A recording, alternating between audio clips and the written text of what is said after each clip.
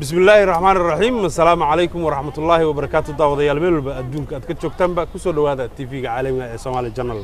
waa barnaamijkeeni Daldis oo aan alaaba ku soo qaadano qof aan isleenahay danta dadka iyo dalka ayuu wax taray waa anagii niri war ma tahay qof dadaalay oo dantiisi ka adkaaday oo dalkiisi wax taraya maanta waxa nala fadhiya Maxamed Cali Faarax oo ah nin dadaalay oo tiisi ka adkaaday iyadoo caqabada ay jiraan dabcan sida aad la socotaan daawadayaal tan iyo dagaaladii sokeeyay 1990kii iyo intii ka horeysay dagaal wadanka ka dhaceeyeenba dabcan dalka waxa soo gaaray dhibaatooyin fara badan dhibaatooyinkaas oo ay ka mid ahaayeen inay ka abuurmeen dad badan oo dhaawaca oo naafa ah oo runtii iyagu caqabado badan soo food saareen dabcan dagaalkii sokeeyay daqarada uu dalka uga tagay waxa ka mid ah dad badan oo dhaawacyo waaweyn iyo qaraxyadii iyo dagaalkii ku dhaawacmay oo iyagu u baahan in nolosha si loogu fududeeyo wixii laga qaadan karana laba qabto Maxamed Cali Faarax walaalkay waa nin soo bartay public administration waa nin u ololeeya sidii dadkaasi xuquuqdooda u heli lahaayeen waliba asagoo miisaanka saaraya sidii dadkaasi ay u heli lahaayeen inay bulshada ka mid noqdaan inay helaan si ay u galaan masaajidada xafiisyada dawladda hoteelada ee aan meel walba laga dhigin jaranjar dheer maxamed ayaanu ka wareysan doonaa ololihiisa maxamed wuxuu hawshan ku soo jiray 7 sano ah uu ololeynaya arrimaha iyo xuquuqda dadka naafada aad iyo aad baan ugu faraxsanahay maxamed inaad waqtiga naga aqbashay waan kugu soo dhaweynayaa Somali Channel waa ku maasantahay abukar Cawaale aad iyo aad kaaga mahad celinayaa barnaamijkaada qiimaha leh ee Daldis iyo barnaamijkaada qiimaha leh ee Somali Channel especially mid ka maanta ee nagu casuumtay aad iyo aad aan ugu faraxsanahay inaan kala qayb qaato waana markii ugu horeysay kulan kula yeesho ama kula fariisto ayadana mar labaad waa mid kale mahad gaar aan kugu celinayo intaas ka bacdi sida aad la socotaan dadka naafada ee Soomaaliyeed waa dad inta badan la ilaabay bulshadana ka mid ah cadadkoodana lagu qiyaaso hadda qiyaas oo rasmi oo la sameeyay ma jirto oo la isku haleyn karo laakiin imagination ka jir waxa waaye ilaa iyo 20% in dadka Soomaalida naafa yihiin taasoo noqonaysa u dhiganta 2 milyan oo qof markay Soomaalida sorry waxa waaye 2 milyan oo qof waaye in naafa yihiin markii la qiyaasay noqon kartaa taasoo ah number aad iyo aad u weyn haddana aan haysanin daryeelkii guud ay ku helayeen dadka naafada si wadamada dariska ah iyo caalamka intiisa kale oo adiga baa soo aragtay dadaalka iyo naafada iyo waxyaabaha loo sameeyo inay isku haysanin dalka Soomaaliyeed oo ay ka mid yihiin bulshada intaas leeg numberka intaas leegna oo qarsoon yahay oo daaha gaasiisa la marsiiyay oo iska qayb galin nolosha dhamaanteed meel kasta ay tahay waxbarashada dhaqaalaha siyaasadda iyo socialka waxyaabaha bulshada quseeya sida maxaan ku yiraahdaa arrimaha marriage guurka iyo maxaan ku yiraahdaa guurka iyo shukaansiga iyo dhamaantood waxa malaysaa inay banaanka ka yihiin arintaasna marka waxay keentay in dad badan oo naafa ay nolosha inay ka dhacaan ay ku sigtaan qaarna ayaba ka dhaceen marka waa guul waaye inaan codkayga in muddaha aan ku soo kordhiyay kulley dad badan oo Soomaaliya oo shaqadan aan qabto kala qaban doonana way jiraan wayna jiri doonaan insha Allah waana la iga dambeyn doonaa laakiin inta dadaalkayga iyo karaamkayga inaan sameeyo waa waajib aniga saaran maadaama ay naftigayga qof oo arintan ay quseysanayo qof naafa aan ahay naftirkayga aad iyo aad ugu faraxsanahay barnaamijka abukar ما شاء الله وارنتي طلابك ضيش مدن عقبات أديك سوف صارتي ودحلو حرتي إن ضدك كلنا لقبته وحي كرانك لقبتي إن دنا الدولة هتان كبلونه طبعا إنك استضل كنت بالنسبة كجرو ودلالة بدن أي جيران إن ما نقول بنا الدولة بالدسا دولتنا مركلا دسايو وحال وصل يعني اسمه هذا السمين هذا باهيها بالشدة يقبته دولة النهاردة مكجرتها إن هيئات أما واح dadkaas naafada u adeegto waxada la tilmaami karo baahiyahaas dadka baahiyaha gaar kale ama dadka naafada loogu talagalay ama loo astay oo la dhihi karo waxay u sameeyay arintan in dadka naafada lagu horumarin loogu sameeyo ma jirto dawladdan kaliya ma aha dawladihii dalka soo maray marka laga reebo General Maxamed Siyaad Bare Allah naxariistay wixii ka dambeeyay ma jiraan dawladihii soo maray dawlad ka hadasha arrimaha dadka naafada ay Soomaaliyeed waxa waaye waxa jira oo kamid ah وزارة وحاجرتي واجهرت أو دولة كورة سامر عبد الرشيد وزارة وحاجرتي وزارة أرمها بالشدة شغالة اللي يجري وحاكم ده دور وزارة سكوت جاي هاين دور كاس وزارة وحاكم ده مركز وزارة وحاكم ده هاي ده كنا فضاء disability dad wax ay leeyihiin ayaa ku jirtay waaxdaasna waa magac un bay iska ahayd maahane wax maalin keligeed xataa shaqyar oo naafada ah may qabato waa qof iyadana qof naafo ahna waliba haysto oo dhibaatada waxay ka timaad waxa waaye qofka jiradiisa qof yaqaana xallin kara haddii dadka naafada ah dowladda ay ugu talagelin lahayd way wanaagsanaan lahayd haddana haddii ugu sii talagasho waxaa fiicnaan lahayd in dadka ayaga naftikooda naafada ah ee ka bixi kara meeshaas shaqadaas loo sameeyo qualification loo sameeyo uga soo bixi karaan in ayaga la siiyo mudnaanta laga hormariyo qofka aan naafada ahayn sababtoo ah baahida iyo dareenka iyo xanuunkii uu yaqaanaa marka ma jirto wasaaradda line up ay naafada ku tahay oo ay ku tirsan tahay naafada wasaaradda maanta la dhihi karo wasaaradda naafada hoos tagtaa haba yaraatee ma jirto waa dad dhumay waaye oo la ilaabay waxaa jirta sanad bishii maajo 23 kulana madaxweynaha la yeelanay waan kala doonnay arrintaas inaysan jirin wasaarad maanta cover gareysa arrimaha naafada ah waxyaabo badan aan ka doonnay waxna waa isku afgaranay waxna waa inoo dhaban yihiin marka ma jirtaa la dhihi karaa maanta dowladda Soomaaliya dhagay ka xiratay arrimaha naafada waliba anagoo markasta soo rays gareyno kulmo badan iyo miitiino badan iyo fooramo badan qabano in dadka naafada la fiiriyo la dhageysto codkooda laakiin nasiib darro lama dhageysan lamana soo qaadin warkooda dhulka laga maqaadin dabcan olole dheer baad ku jirtaan ololahana waa ku celcelis iyo ka quusasho la'aan saad sheegtay madaxweynaha waa la kulanteen waana boorinaynaa hadda laftigeeda in mar labaad arrintaas uu tixgeliyo soona dhaweeyo naafada ah fursad kalaad haystaa madaxweynaha waa dhageysan kara ra'iisul wasaaraha arki kara waxaad ugu baaqi lahayd madaxda Soomaaliya waxaan ugu baaqayaa dadka Soomaaliyeed oo dhamaantood horta inay dadka naafada ah xuquuqdooda ay ilaaliyaan waxa kale oo ugu baaqayaa dadka Soomaaliyeed dhamaantood inay ugu talagalaan dadka naafada ah sida ay uga qayb qaadanayaan noloshooda kaleeto madaxweynahana waxaan rabaa inaan ugu baaqo balan ayaan wada qaadanay kulan fiican ayaan wada qaadanay muddo dheer 2 hours and half ayaan ka hadlaynay arrinta naafada oo si fiican noogu dhigraaraciyay wuxuu naga aqbalay inuu sameyn doono xafiis horta u gaar ah dadka naafada maadaama ay jirin xafiis wasaaradeed oo naafada maanta ay hoos tigi karto wuxuu noo ogolaaday inuu xafiis sameyn doono oo naafada ay ku xirma doonto madaxtooyada hoos tigi doono waxaan rabnaa kow baahideen ugu daran waa midaas inuu midaas inoo sameeyo midda labaad waxaa kaloo madaxweynaha kala kulanay arrinta ah in la sameeyo forum dadka naafada ay leeyihiin oo guud ahaan dalka Soomaaliya oo dhan raas Kamboni raas Caseer naafada dhan xamar la soo keeni doono xamarna loo kulan sii doono ayadoo shirweyne qaran loo qaban doono naafada ah caalamka meel kasta ka joogta naafada Soomaaliya soo keen ayadana wuu naga aqbalay wuu noo ballan qaaday welina kama hayno wax feedback ah waxaan rajaynayaa marka dowladda iyo dadku waa inay gartaan dadkan Soomaaliyeed ee naafada ah inay yihiin dad xaqa ay qofka kala raadinayo mid la mid ah raadinayo aad baa u mahadsan tahay runtii waana boorinaynaa waana dhiirigelinaynaa inay madaxdu u dhagan nuglaadaan dadka naafada ah dhinaca kale haddii aan ka fiirino bulshada dabcan ganacsiyo masaajidyadii in bulshadu ku tala gasho oo ay dareenkeeda lahaato in dad naafa ay dalka joogaan oo hoteelada loo sameeyo meelaha ay ka galaan oo masaajidyada jarjartan dheer laga yarayo meelaha ay ka galaan seebaad arrintaas public awareness ama wacyigelin dadka ganacsatada ma samaysaan aad u mahadsan tahay waa su'aal muhiim ah waaye waliba waxay ku saacaday xilli aan campaign ku jirno oo arrintaas darteed ah waxa la dhihi karaa awareness badan waa sameynay oo dadka aan wacyigelin badan aan u sameynayno in dadka ay dareemaan in dadka naafada ay dadka la mid yihiin hadda waxaa socdo 2 weeks kan ama labadan week waxaan wadnaa qorshe ah in dadka naafada ah loo sameeyo guryaha hoteelada iyo meelaha public ah in lagu daro guryaha dhismaha la dhisayo in wheelchair access loo sameeyo oo qofka naafada meel uu guri karo looga sameeyo sida masaajidda kale to inta badan hadda waa la sameeyay meelo badan oo hadda aan amaanayna jirto oo dhowr meel ah oo masaajid ay ku jirto oo laga sameeyay arrintaas waa soo dhaweynaynaa waa arrin aad iyo aad farxad iyo reen u lahaa waxaan waaye waana markii dhowr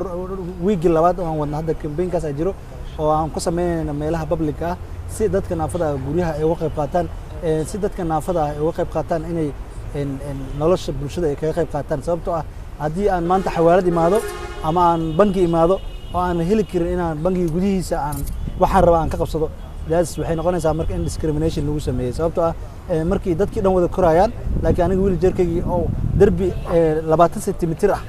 yaa oo kori karin inaan qof ku xiran maahay la qaado maahan oo xorriyadda laga qaado sababtoo ah ma yihi markaas qof free ah ma yihi waa qof ku xiran marka inaan ka badbaadno qof ku xirnaasho waxay ku imaan kartaa in wheelchair access-ka oo ramiska la sameeyo guryahan laga dhex sameeyo meelaha weliba public aan leenahay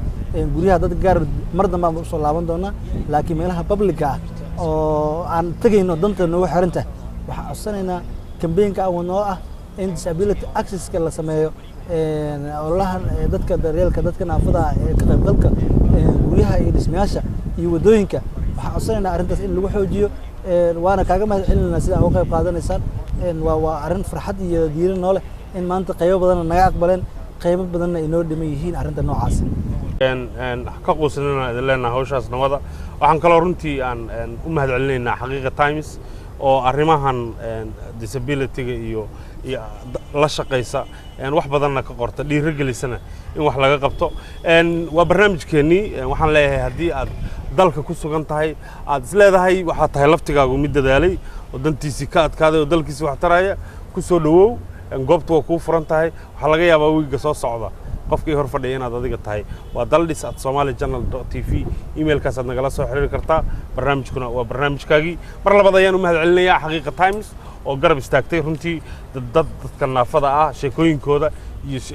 himiladooda iyo hididiiladoodana mar walba soo bandhigta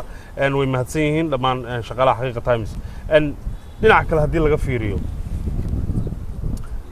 dadku inay ogaadaan qofku waa naafo yacni gacan waa la'aan karaa lug waa la'aan karaa laakiin inuu academic noqon karo inuu himiladiisa higsan karo inuu yacni nin isku filan oo meeshuu raba iyo goolku raba gaari kara soomaalida seebaa looga dhadhacsiyaa waxaa jirta fikir soomaalida ka buuxsan oo ah qofka hadduu curyaan yahayba arkaanba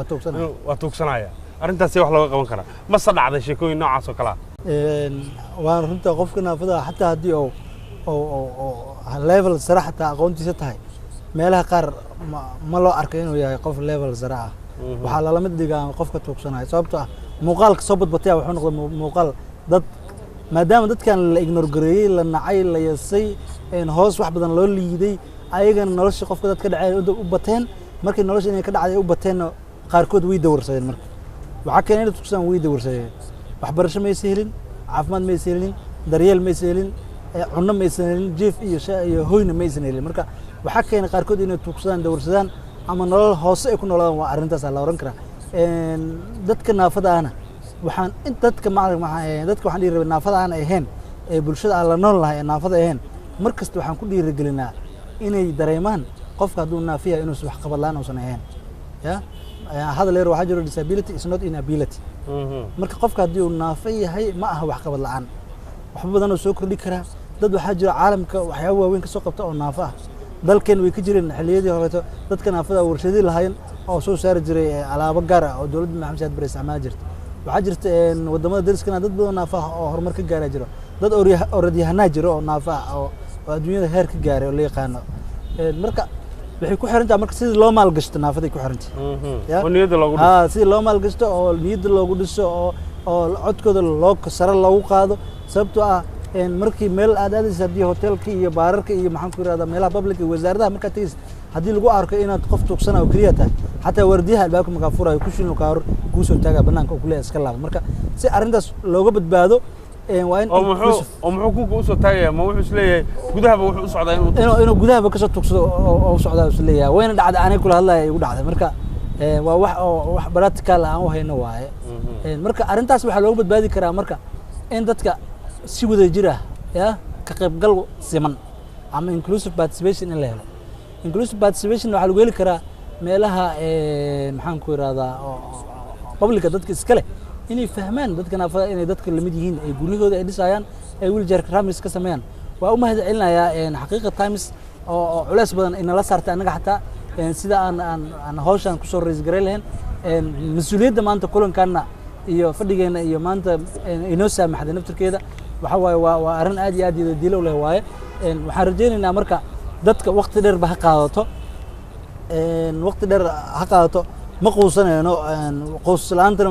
adiga naftirkaanka abukrac walaa role model ah oo qaad diidka iyo waxyaaba noocaas aanay ka quusan ayadoo bulshada leedahay waxaan wax la xakameyn kara maahay warniyo iska fariiso haddana ma daalo waqtigiisa iyo qarashkiisa adiga ku bixi marka laajli anigoo marka qof naafa ah culayskan anay taabtay oo qof challenge ah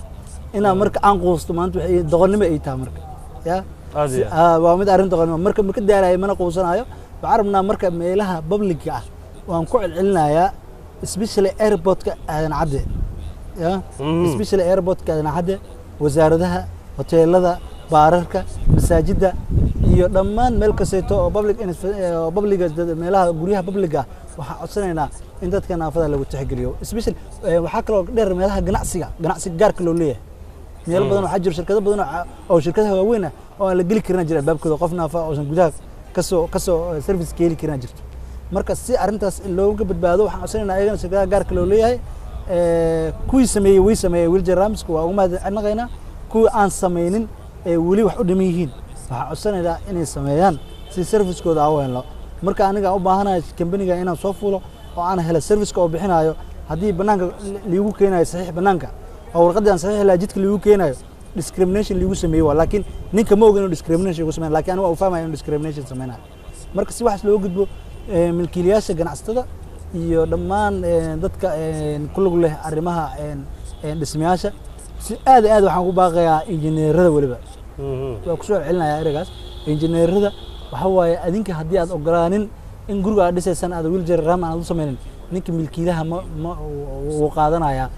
adinka haddaad samaysaan milkiilaha wuu ku qasbaya inuu qaato oo dhahdaan annaga standardkeena noocan waaye guriga muxuu ku dhisayna haddaad dhahdaan wuu ku qasbayan waxaan ka codsanaynaa injineerada arrintaas inay culays saaraan annagoo qaban doono kulan mar dhow insha allahu injineerada aan qaban doono rajeynaya inaan qabto oo kulankaas aan ugu sheegayno u gudbinayno baahideena كل واحد رجعنا إن نلاقي بردونا سومالي جنة الأداء وما سنتها يا بكرة عوالة. داوديال وانا قاعدين نسوي دينا فكر كينا محمد فودي وحير وارين لو باينه إن لسكا ورقبة سوماليين وحا ناصو بحايا مركز دقالدي سكي وحن كم عاشني بربر بركعين بوب باهي ملايو وحنا لو باينه رنتي burburkii iyo dhibaatadii iyo dhaawacyadii dadkii gaareen in la daryeelo taladana lagu darsado talaabo walba la qaaday waa runtii aad baan u soo dhaweynaya fikirkaas talada lagu darsado talaabo walba la qaaday haddii masaajid la dhisayo haddii hay'ad wasaaradda dawladeed la dhisayo aeroportka iyo isbitaalku waa waajib muqaddas oo saaran baa leeyahay dabcan aadan cadde international airport wuxuu standard inuu kula tartamo rabaa adduunyada aeroportkeeda aeroport aan access u lahayn dadka curyaaminta iyo masaakiintana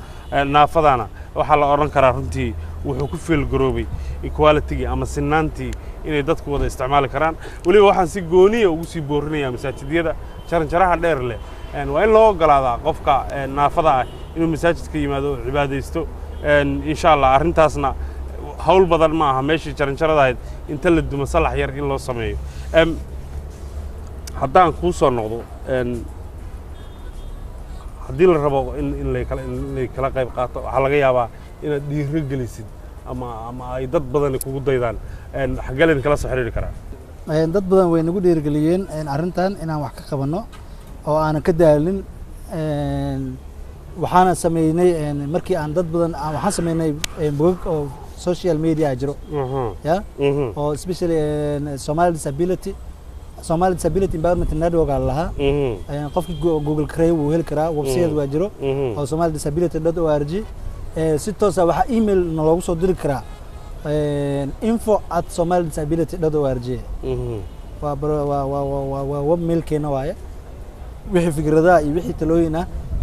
waa arrin aan anfacayso waaye inaan nagu soo dirsaan Somali Disability dhanka kale waxaa jira ururo aad la shaqaysaan sida Ingiriiska oo kala shaqooyin aad wada qabateen gabadhi magaceeda ay iga maqan Xafso hawl nooc ah wada qabataan maxay ka qabateen halkan way jirtaa ururo aan wada shaqeyno Ingiriiska kaliya maahan waxa kale jiro Sweden jirto Ingiriiska jiro Holland jirto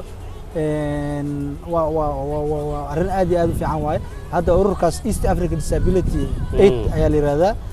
waxaa gudoominka gabadhaas Xafsa Xaaji Cilmi waxa waaye qof aan naafo ahayn waliba fiiri ayadoo aan naafo ahayn waxay u damqatay in urur disability ay caawis haddana ay samayso Xafsa Xaaji Cilmi aad iyo aad ugu mahad celinayaa ayadii tiimkeeda dhan oo Nawaali ay kamid tahay waa arrin aad iyo aad diilo u leh waaye in dadka noocaas ay ku daysadaan Xafsa wax badan ay soo kordhisay sanadka hore way imaadeen Muqdisho ayagoo wadaan wiiljaro ilaa 100 wiiljar ka badan dad badan oo naafa oo u joogo maxaan ku yiraahdaa meelaha display IDBs-ka kaamka ay tagtay ay ka qaybiyeen wiiljaradii ay siiyeen dad badana maanta ay kor u qaadeen oo gurguurudka ay ka qaadeen soconayo adeeganayo haddana waxay rabtaa inay inta imaato haddana ay samayso musqulaha kaleeto iyo yaa in ka caawiso haddana rajaynaysaa haddii wax iska bedelin marka dhaqaalahaasna ma aha mid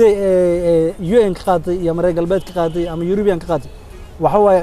jeebkeeda iyo waxa waaye Somali community-ga meesha joogto wacyi gelisa laga aruuriyay marka waxaan rabnaa culeyska inay la saartaan wax la cuno wax iska tagayo waaye wax waqti dheer aan sii jirin waa cunno iyo wax lamid ah laakiin dadka waxay u baahan yihiin xuquuqdooda madaniga ah inay helaan u baahan yihiin xuquuqda marka waxa lagu heli karaa in culeys wada saarno bulshadii oo idil in culeys wada saarno TV-yadii annaga dhan jaraa'idleedii dadkii advocacy-ga sameynayay meel kale ka sameynayay inaan wixii aan culeys ka wada saarno oo aan dhahno war arrintan waa wax loo baahan yahay dadkan 2 million people-ka ah inay xaq ka helaan ninaan saaxiibana wuxuu ugu dhahay niyow dalka Soomaaliya ay midoo yiri marka mid waxaan ku arkay meel kasta aan tagay disability oo meel loogu talagalay loogu talagalay dadka naafada in wheelchair ka golaan hal mar kuma arkay dalka miyas naafo ku nooleen u dhahay mase dadkaas waa la iloobay waa la nacay waa la karantuula badda lagu daray marka waxaan ku yiri dadkaas dalka naafo uu leeyahay naafada caalamka ugu badan ayuu leeyahay oo wadan yeeshay laakiin waa la nacay badda lagu tuuray in yaro tagi weyso anoo kale taa ma yeelayna dhahaysa la soo taagan ma ahan intii aqbashay way tagtay aad ka quusan baan ku leenahay hawl wanaagsan baa dadka iyo dalka u haysaa runtii aad baan u dhiirigelinayaa dadaalkaaga faraha badan waxaan kaloo runtii halkaan ka salaamayaa ururka East African Disability Aid magaalada London wadanka UK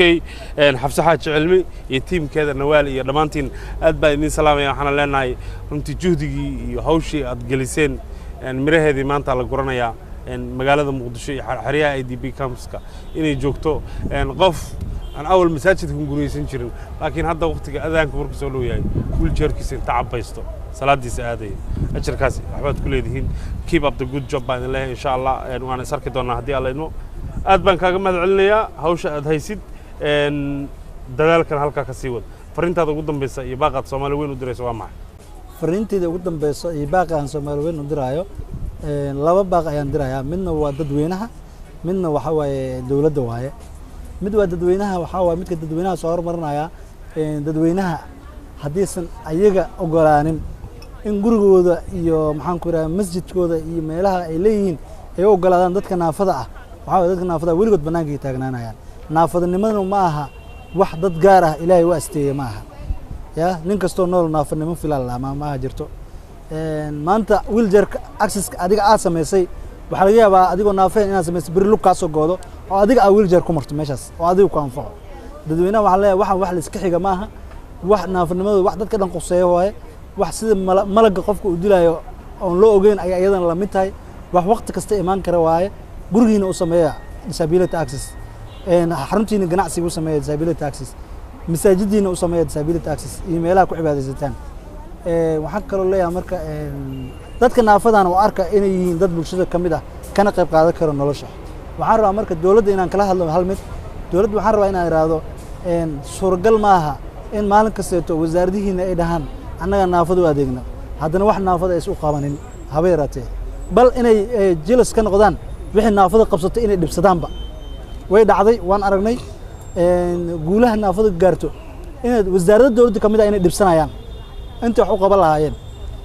markii step forward naafadu sameysana sometimes ay ka hor imaanayaan leeyihiin annaga naafada wax u qabanno iyo annaga naafada metelno iyo annaga naafada dawladdu waa saas dawladnimo laguma noqdo waxaan rabnaa haddii naafada ay honest idinka tahay dadka naafada ah waa walaalihiina waa ilmihiina waa hooyooyinkiina waa aabayaashiina waxaan rabnaa inaad tixgelisaan xurmaysaanna dawladda waxaa marka aad iyo aad uga codsanayaa kulley hadda ma jirto wasaarad si rasmi ah naafada u hoos tagto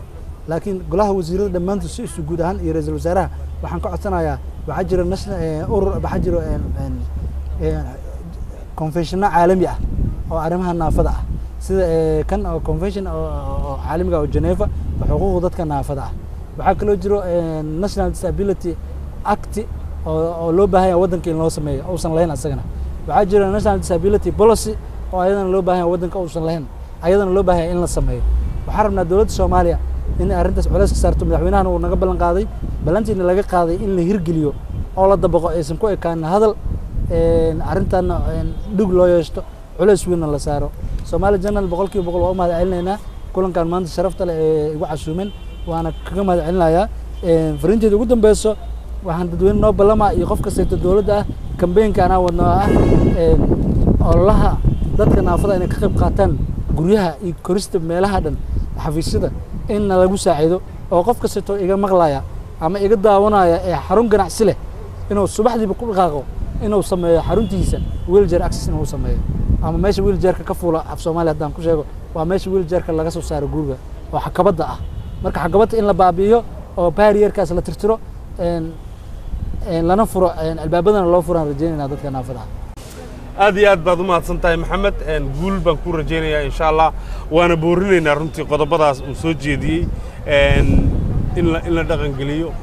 shacab weynuhu iska xil saaro ganacsatada iska xil saarto ay ku tashato marka ay hotel iyo maqaayad iyo macna ganacsi weyn waa customer waa dad hor leh oo ku soo biiri kara ganacsigaaga albaabada u furban leeyahay jaranjaro dhaadheer ha u sameeyna ku talagal inay 2 milyan oo qof oo customer-kaaga noqon karto ay banaanka taagan yihiin ayna sugayaan inay ganacsigaaga soo galaan dhanka kale dawladda waajib baa ka saaran wasaaradda shaqada iyo shaqaaluhu inay noqoto jaranjar dheer oo dadka ordaya kaliya ay fuulaan xaq ma ahan leenahay ku talagala ninka Soomaaligaana waxa laga rabaa haddaad aragtid qof naafa oo kula socda waxa laga yaabaa inuu ka aqoon yahansan yahay aan u malayn inuu ku tugsanayo waxa laga yaabaa in ka badan intaad haysto inuu haysto guuleysta ayaan leenahay meel aad joogtaanba inta aan kala doonana waxaan idinkaga tegayaa waa aniga iyo martidayda oo idin leh assalaamu calaykum waraxmatullaahi wabarakaatuh